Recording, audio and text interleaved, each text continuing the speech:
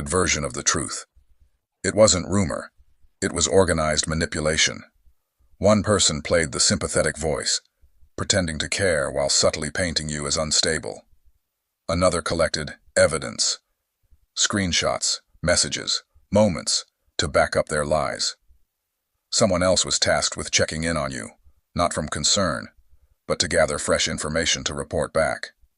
And then there was the amplifier, whose job was to make sure the story spread, reaching people who barely knew you so they'd accept the narrative without question.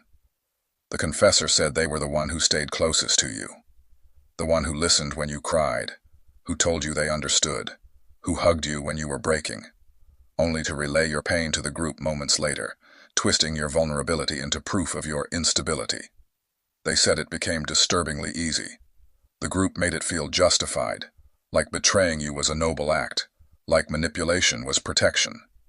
They shared screenshots, hundreds of them, of group chats where your name appeared again and again, alongside laughter, mockery, and casual cruelty. They joked about your struggles.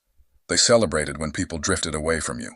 They monitored your life like spectators at a show, treating your humanity as entertainment. But what's most chilling is the structure they built around your reactions. They had a system for it, what they called provocation protocols.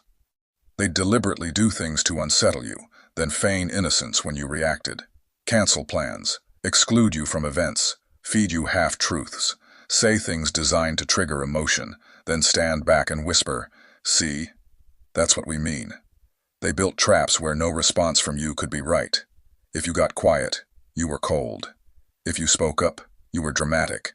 If you smiled, it was fake. They made sure you could never win in the story they were telling. And through all of this, you were just living, trusting, trying, believing that people meant well. You had no idea that every kindness was being measured, every reaction was being recorded, every conversation was being dissected in real time. You didn't lose friends. You were infiltrated. You weren't being paranoid. They were being methodical. And now that the truth is out, now that one of them finally let the mask slip, the whole illusion is collapsing. Everything you thought was coincidence, every moment that didn't feel quite right, it wasn't in your head. It was planned. It was coordinated. And it's finally, gloriously unraveling. You could have gotten engaged, and they'd still find a way to twist it into a performance, labeling you as desperate for attention, as if happiness in your own life was somehow an insult to theirs. You could have told a harmless joke, and they'd whisper that you were being inappropriate, too much, out of line.